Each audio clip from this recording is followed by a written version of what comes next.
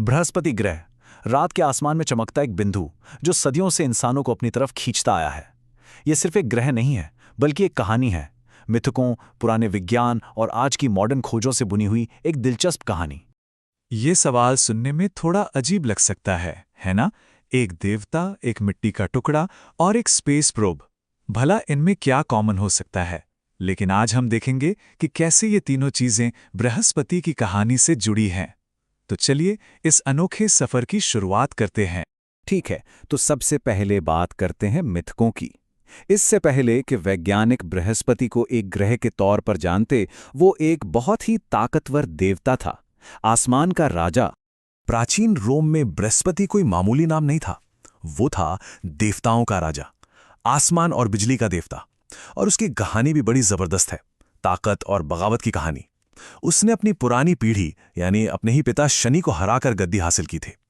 और उसके जो प्रतीक थे, वज्र और चील, वो सिर्फ निशानियां नहीं थी, बल्कि रोमन सेना के लिए पावर और अथॉरिटी का सिंबल थे।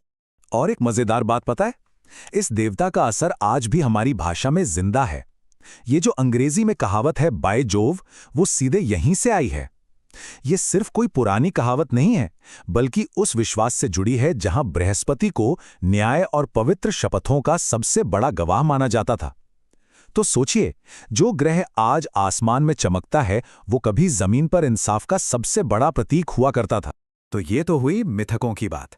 अब मिथकों से जरा विज्ञान की तरफ चलते हैं, क्योंकि पुराने जमाने के लोग सिर्फ आसमान को ताकते नहीं थे, वो उसे समझ भी रहे थे। और वो भी इतनी सटीकता से कि आज भी सुनकर हैरानी होती है। जरा सोचें, पुराने जमाने की एस्ट्रोनॉमी के बारे में हमारी जो पूरी समझ है, वो एक छोटी सी मिट्टी की टैबलेट से बदल गई। इतनी छोटी कि उसे एक स्टिकी नोट के बराबर समझ सकते हैं। ये आज ब्रिटिश म्यूजियम में रखी है। साइज में भले ही छोटी हो, लेकिन इसके अंदर जो ज्ञान था वो बहुत बड़ा था। तो आखिर बेबीलोन के लोगों ने ऐसा क्या किया था? उन्होंने कुछ ऐसा किया जो आज के हिसाब से भी बहुत मॉडर्न लगता है। उन्होंने बृहस्पति को आसमान में सिर्फ एक बिंदु की तरह नहीं देखा, बल्कि उसकी स्पीड को कैलकुलेट करने के लिए ट्रेपेजॉइड प्रोसीजर्स का इस्तेमाल किया। ये एक तरह से एब्स्ट्रैक्ट ज्योमेट्री का इस्तेमाल करके किसी चीज़ की गति का पता लगाना था। और ये मैथ्स में एक बहुत बहुत बड़ी छलांग थी। इस बात की अहमियत को समझने के लिए जरा इस टाइमलाइन पर नजर डालिए। जो तकनीक बेबीलोन के लोगों ने 3500 ईसा पूर्व में बना ली थी, उसे यूरोप में दोबारा खोजने में लगभग 1400 साल लग गए। 1400 साल!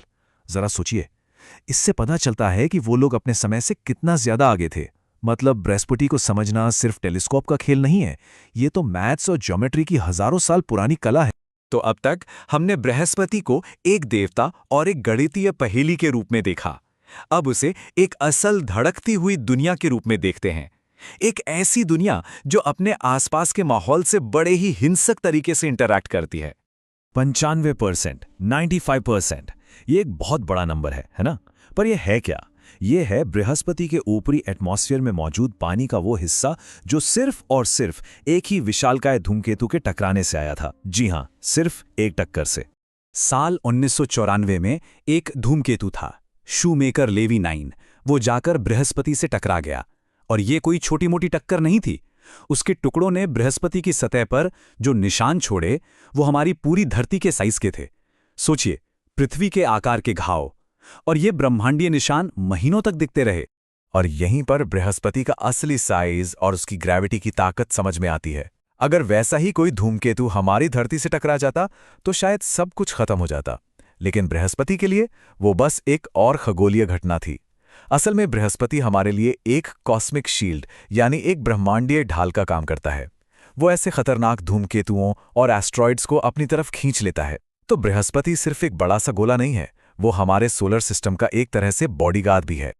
चलिए, अब बृहस्पति की सतह को छोड़कर उसके अंदर झांकते हैं, उसके रहस्यमयी इंटीरियर में, जहां मॉडर्न साइंस ने, खासतौर पर नासा के जूनो स्पेसक्राफ्ट ने, हमारी पूरी समझ को ही हिलाकर रख दिया है। तो सवाल ये है कि आखिर जूनो मिशन को ग्रह के इतने अंदर मिला क्या?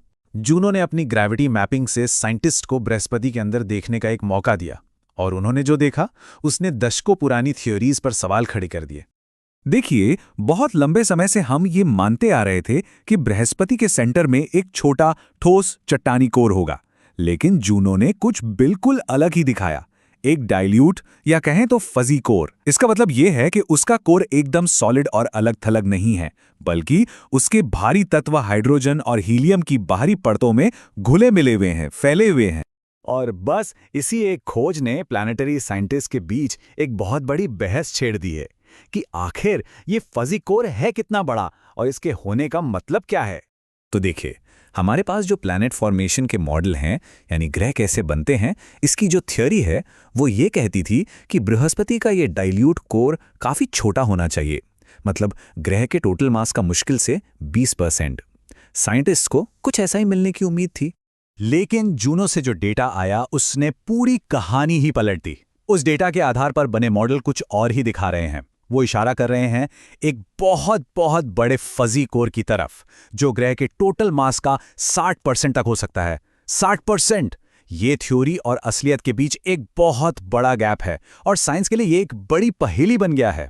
तो लीजिए, हम घूम फिरकर वहीं आ गए जहां से हमने ये कहानी शुरू की थी, एक राजा जो पुरानी व्यवस्था को उखाड़ फेंकता है। तो सवाल ये है कि जिस तरह मिथकों में बृहस्पति ने अपने पिता शनि को हराकर तख्ता पलट किया था, क्या उसी तरह असलियत में बृहस्पति का ये रहस्यमयी फजी कोर ग्रहों के बनने की हमारी पूरी समझ का तख्ता पलट कर देगा? ये एक ऐसा सवाल है जो आने वाले कई सालों तक वैज्ञानिकों को सोने नहीं देगा।